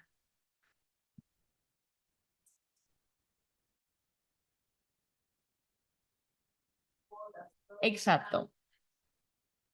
Exacto, que parecía en la película, ¿no? Como que de repente él tiene facilidades por tener discapacidad. Y entonces le dan un trabajo porque ahora solo dan trabajo a los discapacitados. Y era como, no, mira, perdona, tenemos una exclusión del sistema laboral que esto no es así. ¿Algo más que resuene así como...?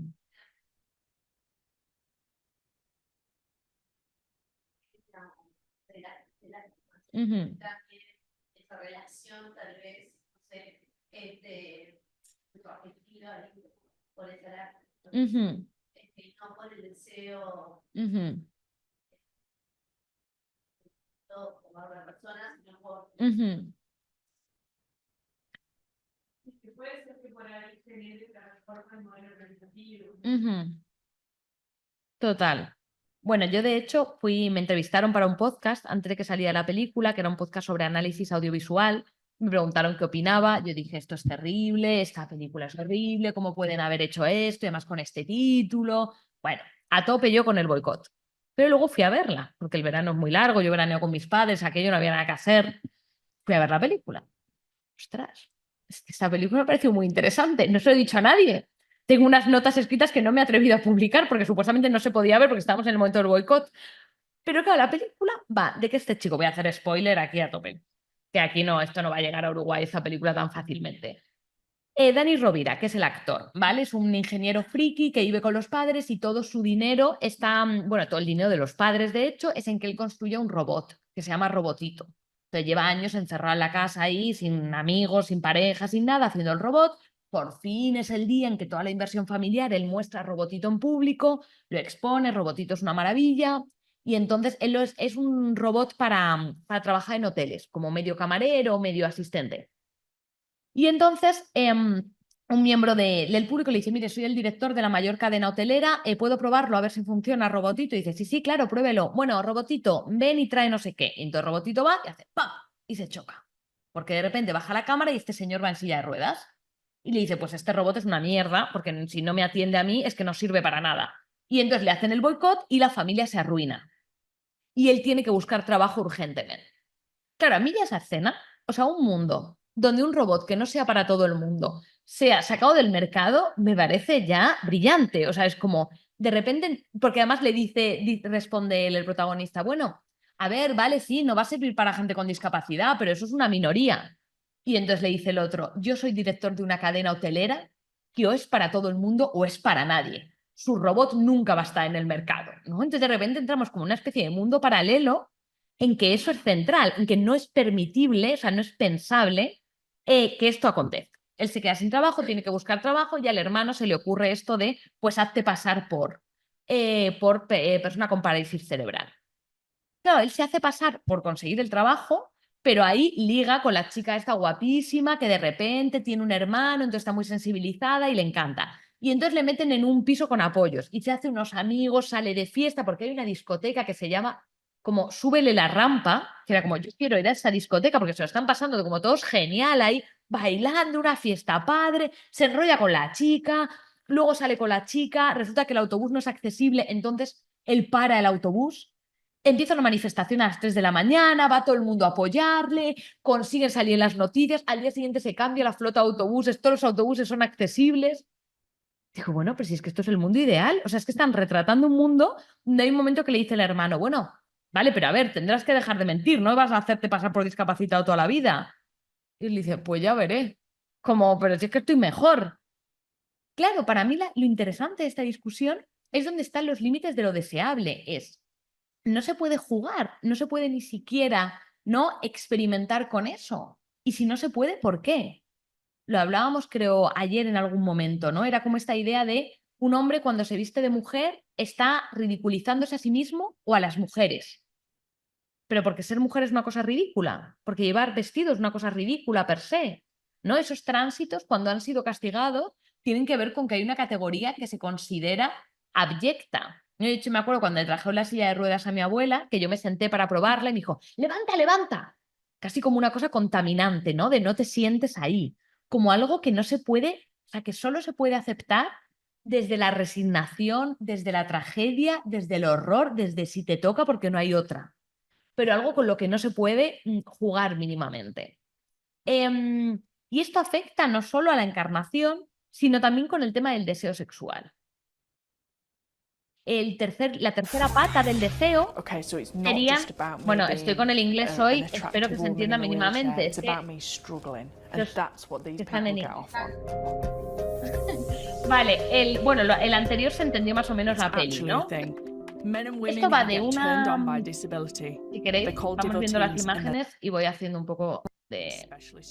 Ella es una periodista, que empieza a hacer un documental sobre devotes, que son personas sexualmente atraídas por cuerpos con discapacidad, amputación u otro tipo de cuerpos. Y entonces ella empieza un análisis, bueno, de entrevistar a devotes como este, que dice, mi mayor fantasía sería ver una mujer doblemente amputada por debajo de la rodilla con una pierna, ¿no? Entonces, ¿cómo tienen defocalizado el deseo? Como el deseo sexual es un tipo de cuerpo muy concreto y entonces le decían a ella, para mí la mujer más guapa, más hermosa del mundo es una persona con este tipo de discapacidad. Entonces, claro, ella va también experimentando como ese shock, ¿no? De yo nunca he pensado que yo sea el ideal de belleza. Y todo el porno que hay en torno a esto, de princesas parapléjicas, paraprincesas, mujeres amputadas. Y ella entrevista, por ejemplo, a una actriz porno, que es esta, que tiene un accidente y se queda en silla de ruedas y se da cuenta que el porno que hacía ya no funciona, porque su público no quiere verla en silla de ruedas. Pero hay todo otro potencial porno, que es mostrarse ella como cuerpo disca, que a la gente le encanta ver cómo se pasa de la silla de ruedas, los esfuerzos que hace en el día a día, cómo es esa nueva corporalidad. Y aquí sale arrastrándose o, por ejemplo, limpiando o esforzándose en el día a día, como que está muy sexualizado el tema del esfuerzo. Entonces ahí la protagonista decide ella misma hacer un vídeo y le pregunta a los devotes online qué quieren ver. Y le dicen, simplemente con ver cómo haces una transferencia de la silla al coche o a la cama al coche, ya es suficiente. Entonces ella se pone elegante y dice, aunque eso les da igual, porque no están viendo que yo me ponga elegante, sino que lo que quieren ver es eso, y hace el primer vídeo y lo sube online.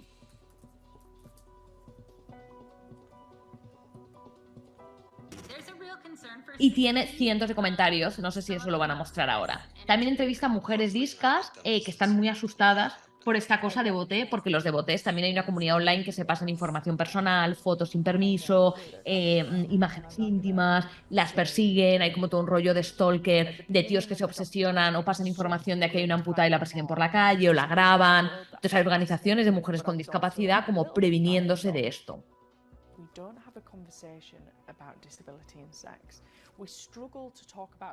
Aquí ella va como cómo se siente ella con de repente esas proposiciones sexuales de ser un cuerpo que no se había sentido deseable a ser un cuerpo hipersexualizado y esa tensión que a ella misma le produce.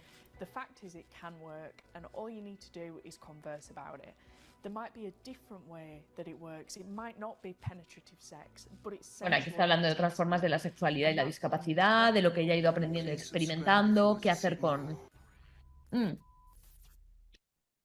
Vale, lo interesante, os hago spoiler del final, es que ella graba el vídeo enseguida tiene un montón de comentarios en plan, ¡ah, estupendo! Nos encanta, me pones muy cachondo. Y ella de repente empieza a leer sus comentarios y se echa a llorar. Porque dice, esta gente se está excitando con lo que para mí es un esfuerzo en el día a día, ¿no? De repente eso que para mí, que es como hacer la transferencia, toda esa dificultad que me conlleva, es lo que a ellos les pone. Y entonces, claro, también los límites de lo excitable o lo sexualizable. Entonces yo creo que genera muy bien como esa tensión, ¿no? He puesto aquí esta imagen como de lo devoté, como algo creepy, como algo perverso, como algo oscuro. Para cerrar entonces la presentación os voy a poner el último caso que a mí me tiene obsesionada, que es, está el documental ahora salido, pero es un caso real, hay muchísima bibliografía, que es, el documental se llama Diles que me quieres y articula absolutamente la discusión en torno al deseo del cuerpo. Y Espero, creo que también está en inglés el tráiler. Es que no puedo. Es que todo lo que se produce... Sí, creo que está en inglés. A ver, un segundo. Vamos a centrarnos. A ver si esto está en español. No.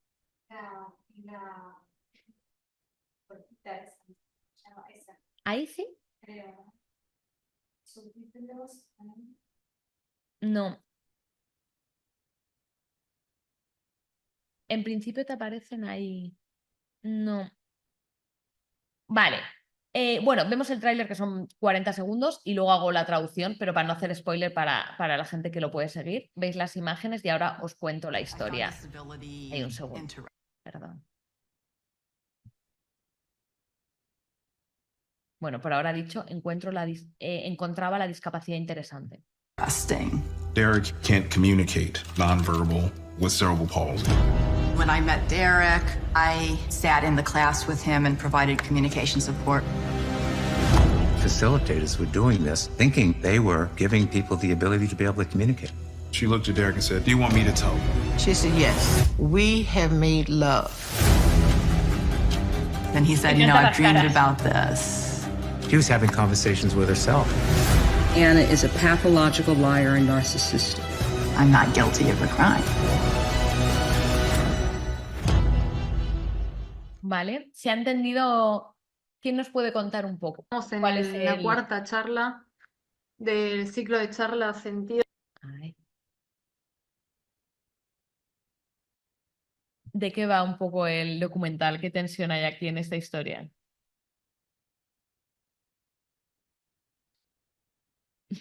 Bueno, la historia es la historia de Anne, que no me acuerdo ahora cómo se apellida ella. Ella es una académica, una profesora de Disability Studies, de estudios de la discapacidad en Estados Unidos, que conoce a Derek porque un alumno le pide que ayude a su hermano a comunicarse. Y Anne es experta en comunicación facilitada, que es aquella comunicación como Stephen Hawking, que utilizan como herramientas porque no tienen comunicación verbal. Derek es un hombre negro de un barrio humilde con parálisis cerebral y supuestamente, es una de las discusiones del documental, discapacidad intelectual como una discapacidad grave. Supuestamente es imposibilidad de comunicarse ni de entender lo que acontece a su alrededor. Anne empieza a poner en marcha esta metodología de comunicación con él, consigue que él se comunique y que él pueda, a través del teclado, escribir y plantear ideas y comunicarse. Y hay un momento en que comunican a la familia que están enamorados, que han tenido relaciones sexuales y que quieren tener una relación de pareja. La familia de Derek en aquel momento considera que Anne se ha vuelto loca, que está poniendo palabras en Derek que no son reales y que además, de hecho, ni siquiera ha podido comunicarse nunca. O sea, empiezan a hacer como una relectura de esta tía está totalmente loca, él de facto no se está comunicando, porque claro, él no habla, sino que utiliza esta herramienta y lo que ha ocurrido aquí es un abuso sexual. Y entonces no queremos que vuelva a saber a nuestro hijo. Cuando ella se pone en contacto de nuevo para intentar hablar con él, para intentar verle, la familia la denuncia a ella y la condenan a 12 años de cárcel por agresión sexual.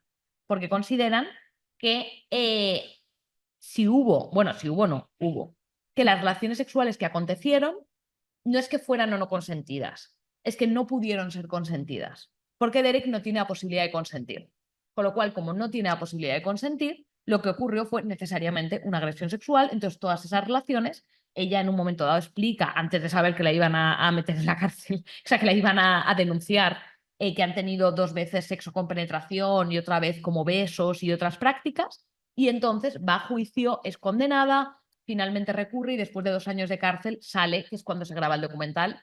Ella sigue defendiendo que fue una relación consentida, que ellos se enamoraron, que ellos se encontraron y que, pues eso, que le da muchísima pena que la familia no haya dejado que se vuelvan a ver, y la familia sigue sosteniendo que fue una agresión, que además se mezclan cuestiones de clase social y de raza, donde ella creyó que era the white savior, como la salvadora blanca, que iba a salvarle a él, porque ellos dicen que ella criticaba a la familia de él como muy paternalista, como muy protectora, como muy que no le dejaba desarrollar su autonomía personal y su conocimiento, y la discusión sigue dividiendo a los estudios de la discapacidad y los estudios antirracistas, digamos, y bueno, si os interesa el caso podéis ver no solo el documental, sino como toda la producción que ha habido académica y activista, ¿no? Y es muy interesante ver a los youtubers, porque todos los youtubers antirracistas defienden que fue una agresión sexual y entonces es como esta tía está loca, no sé cuánto, ¿no? Y entonces, por ejemplo, se obsesiona mucho, una cosa que se repite mucho es que ella en un momento dado, cuando cuenta relación sexual, cuenta, entonces empezamos a besarnos, empezamos a tocarnos, yo le ayudé a tumbarse, le ayudé a desnudarse, le quité el pañal y tuvimos relaciones sexuales. Entonces, lo del pañal como un elemento clave pero qué asco, pero no sé cuánto, pero cómo puedes tener relación sexual con alguien que lleva un pañal.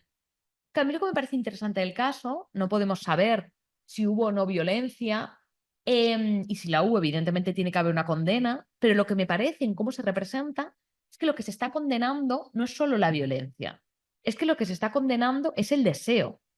Lo que se está condenando es la posibilidad de que hubiera una relación sexual. Quizá en este caso hubo una agresión y hubo violencia, pero el tipo de representación que se hace de narración, ¿no? Es que tenéis que ver los vídeos de YouTube con los las imágenes, las fotos. Lo que pone el énfasis es evidentemente tuvo que ser algo fruto de una mente diabólica, porque ¿quién va a poder mantener relaciones sexuales con un cuerpo así? Porque ¿cómo puedes mantener relaciones sexuales con alguien que lleva pañal? Entonces creo que este tipo de casos extremos nos sirven para pensar el centro, ¿no? Y para pensar las lógicas del deseo, que no tienen que ver solo con la sexualidad como un ámbito separado de la vida, sino con el estatus de humanidad y con algo muy profundo en torno a qué vidas merecen la pena ser vividas y merecen la pena ser gozadas. Y esto es lo que quería traer hoy, o sea que abro a preguntas, reflexiones y agradeceros la escucha y la participación. Gracias.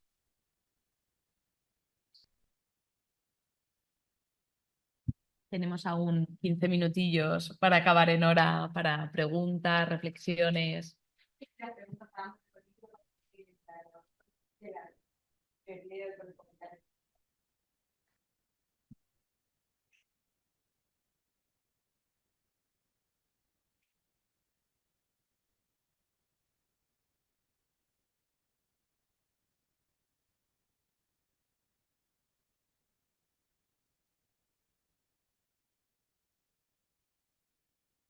Gracias. Yo me quedé con lo de la película que simulaba la discapacidad, como de por qué generaba también mucho rechazo, que como si era genuino después realmente lo que sentía, si quería sentirse discapacitado o si en realidad estaba impostando y quería como disfrutar de esos beneficios, supuestos beneficios, que él, como no lo estaba padeciendo en realidad, como que capaz que no lo pasaba tan mal como la gente que sí, pero de repente sí lo quería y estaba haciendo ese tránsito. ¿Te refieres a la película que he puesto la imagen? Uy, ahí estoy yo. ¿La película de Cuerpo Escombro o la película uruguaya que hemos comentado? La de Escombro. La de Cuerpo Escombro. Claro, ahí él a priori lo hace de forma absolutamente estratégica para conseguir un trabajo. O sea, lo que quiere es beneficiarse de una condición que no tiene. Lo que es interesante de la película es que partiendo de ese a priori, él empieza a tener un placer en eso. De hecho, es muy interesante cuando se echa como la novia esta, que ella le dice como, venga, vamos a tu casa. Y él, vale, venga, vamos a tener relaciones sexuales. ¿Qué pasa? Hace mucho que no tienes, no has tenido nunca, no te preocupes. Y claro, él como tiene que simular que tiene hemiplegia, está como incómodo todo el rato de, ¿cómo hago esto, no? Pero claro, en esa incomodidad que es ficticia, se vuelve una incomodidad real, porque él está incómodo. Y entonces esta cosa que tiene ella de yo te llevo, se vuelve algo real, porque él tiene que dejar que ella le lleve. Y ella es la que sabe y él es el que está todo el rato como en un rol pasivo y en un rol incómodo con su cuerpo. O sea, yo creo que lo interesante de la película, a ver, no es que sea mi película favorita, ni la nominaría yo a película creepy del año, pero creo que hay algo en jugar a habitar eso y gozar eso que me parece como muy rupturista, que tiene que ver con lo de Victoria Modesta cuando de repente la niña quiere ser como ella, cuando de repente, porque para mí donde está un poco el límite, ¿no? en las políticas de la discapacidad es en pensarlo desde el deseo. O sea, hay como una aceptación de los derechos humanos, evidentemente todos tenemos los mismos derechos, que las rampas, que la educación inclusiva, que la pensión, pues puede haber recortes o pocos recursos, pero a priori políticamente nos parece bien. Pero de repente este punto de, oye, pero ¿y qué nos parece que alguien, no que tenga una pareja porque a pesar de su cuerpo me gusta o le quiero o tuvo un accidente y no me importa? No a pesar de, sino precisamente por. ¿Y eso qué tensiones genera? Porque si tuviera que ver, por ejemplo, simplemente con la objetualización corporal, la objetualización de las mujeres es la norma, el pan nuestro de cada día, la heterosexualidad. Y hay un montón de hombres que tienen un deseo totalmente fijo y estricto de no, claro, que a lo mejor no lo verbalizan, pero que es la realidad. Solo me gustan mujeres muy delgadas y con los pechos grandes. O sea, eso también es una minoría y también es una objetualización del cuerpo, ¿no? Y hay mujeres muy delgadas con los pechos grandes y rubias que tienen novios que les gusta y no les gustaría que ella fuera de otra forma y están ahí con eso y lo sabe el entorno, lo sabe la familia y lo sabe todo el mundo, ¿no? O sea, como que la fetichización del cuerpo es muy habitual. Lo que pasa es que hay determinadas fetichizaciones que son naturales, que es como normal que eso sea lo que te ponga, no pasa nada, no estás denigrando a la persona porque eso sea lo que te ponga, porque es que es normal, y otras que se consideran como fuera del límite. Y eso es lo que es interesante. Entonces, en el caso de él, me parece interesante como esa tensión que le ha generado también al activismo, pero que es mentira, que nadie quiere ser como nosotros, ¿no? Y es como, ostras, pero también sería interesante que la gente quisiera, ¿o qué pasa con eso?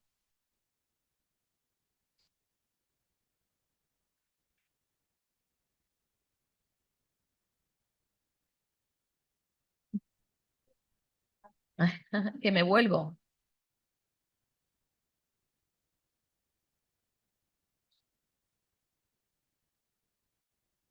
Pueden ser comentarios, reflexiones.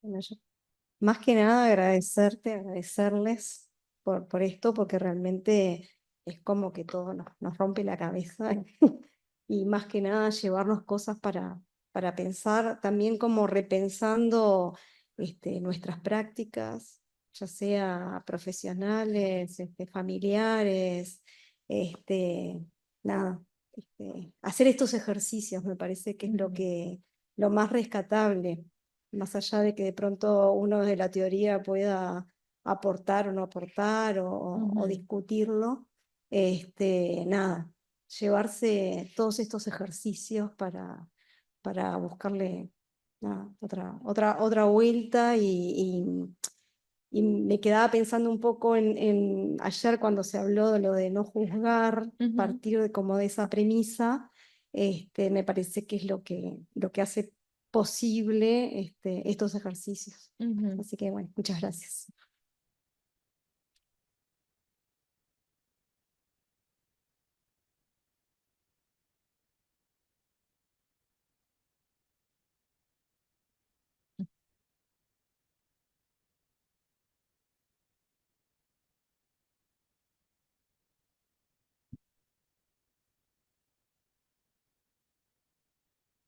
Bueno, después me hizo mucho ruido estas personas que como que les gustaba mucho, les generaba mucho morbo el tema de que la persona discapacitada se filmara haciendo un esfuerzo, ¿no?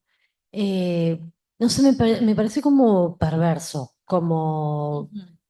Porque era algo como que la persona la estaba pasando mal y vos, tipo, re disfrutando de que la persona lo pase mal.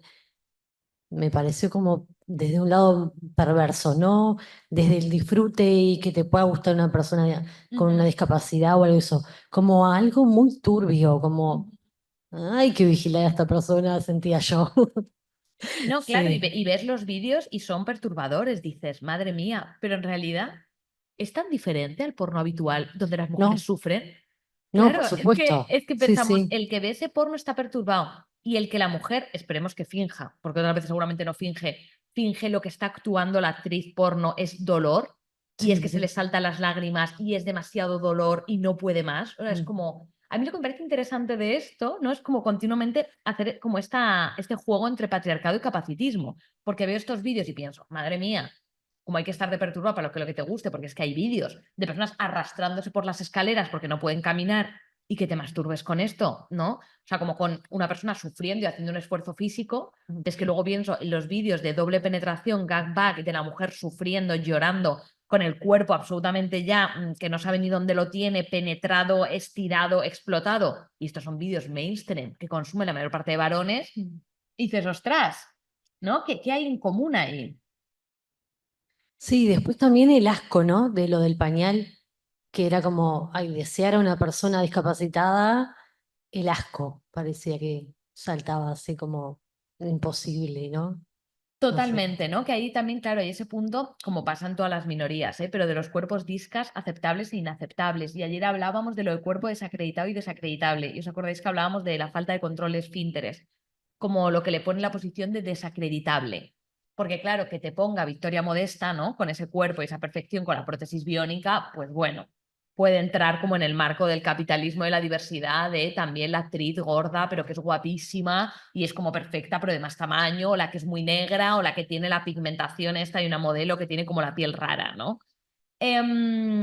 Claro, pero de repente ese tipo de elementos que ya no tienen que ver solo con la diversidad estética, sino con la diversidad funcional, es muy interesante cómo cuestionan, ¿no? De vale, pero entonces, ¿qué pasa con los cuerpos que tienen espasmos o que babean o que se mean encima? Y ahí el tema del asco, que tiene mucho que ver con la vejez también, es un tema como muy interesante, ¿no? De hecho, por ejemplo, había una miniserie que es un caso real de un hombre que engañaba a mujeres y hombres mayores, haciéndoles creer que estaba enamorado de ellos para estafarles, sacarles muchísimo dinero y luego les asesinaba, les envenenaba. Y esto es un caso real que hubo. Lo hizo con un hombre gay y con 3 o 4 mujeres heterosexuales. Vale. Entonces, este caso hay una miniserie que lo ficciona. Hay un momento en que está el chico este engañando a la mujer mayor, la mujer vive en el engaño y que son una pareja romántica. Entonces, hasta que la empieza a asesinar, están muy felices y tienen relaciones sexuales y están ahí encantados.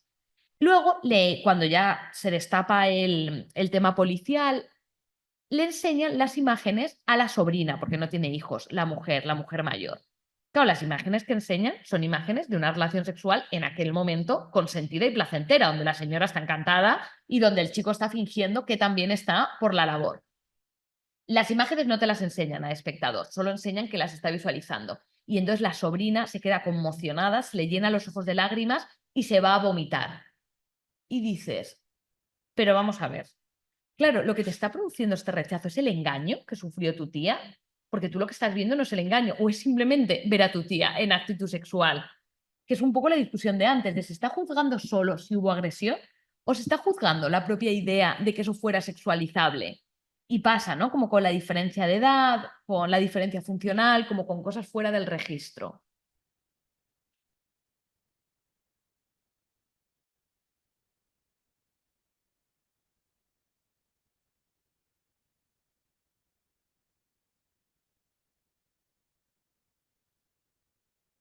Ideas, suspicacias, críticas, contradicciones, referencias que os interesen.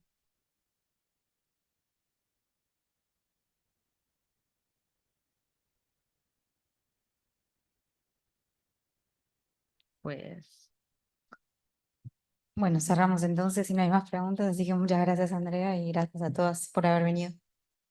súper. Mañana seguimos. Gracias.